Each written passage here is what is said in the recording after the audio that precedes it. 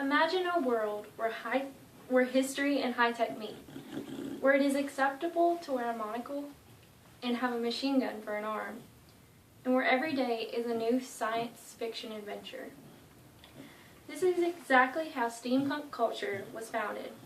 A mixture of new and old, steampunk is often referred to as neo-Victorianism or techno-fantasies because it combines historical Victorian style and modern technology and principles. It was first founded in the early 1900s by authors Jules Verne, H.W. Wells, and Mary Shelley as a literary genre. They would write novels that contained aspects of both the past and technology from the future.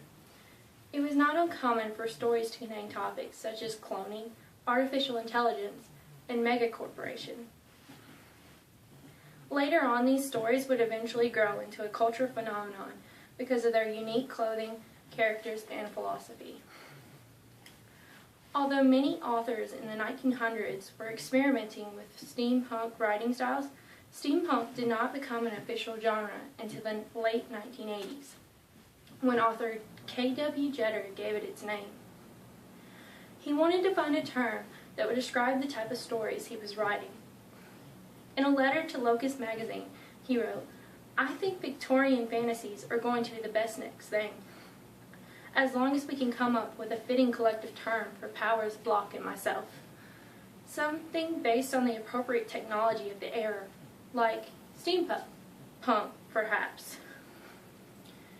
Although the letter was featured in the April 1987 issue of Locus, the term did not gain attention until later, when Paul De Filipino wrote Steampunk Trilogy, a three-part novel that featured a love affair between Emily Dickinson and Walt Whitman.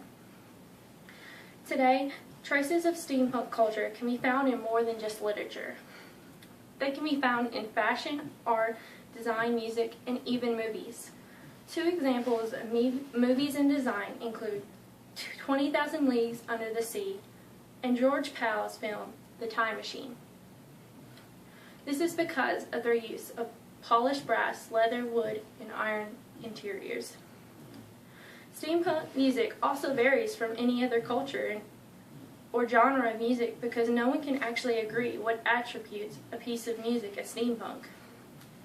Wikipedia defines steampunk music as a broad range of musical styles and interpretations among steampunk musical acts, from industrial dance and world music to folk rock, punk cabaret to straightforward punk, Carnatic to industrial, hip-hop to opera, and even industrial hip-hop opera, dark wave to progressive rock, barbershop to big bandsome.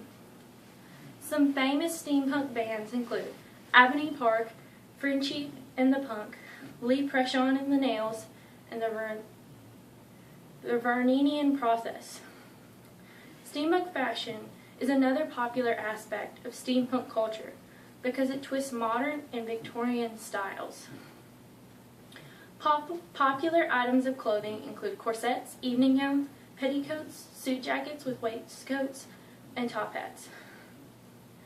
One of the most unique items worn is flying goggles. Steampunk style is also unique to anything else ever seen because it even has its own clothing line called Steampunk Couture, which was founded by Kate Lambert in 2005. Every year, steampunk followers come together to celebrate certain events. These include SteamCon, the Steampunk World Fair, and the Steampunk Convention. They even have their own date at San Diego Comic-Con called Steampunk Day, where everyone is encouraged to deck out in their favorite steampunk attire. Steampunk culture is not just active in the United States. Countries such as the UK and Europe host their own steampunk events. The biggest is Weekend at the Asylum, done in Lincoln, England. Over 1,000 punk enthusiasts attend the event every year. Steampunk culture continues to grow and thrive every day. It sheds light on new ideals while still embracing the old ones they know and love. It encourages its followers to remember the good parts of history and to boycott the bad. Aether Emporium sums up steampunk best.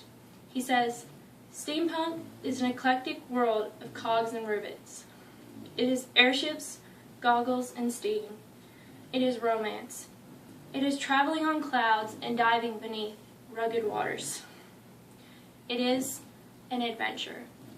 Thank you.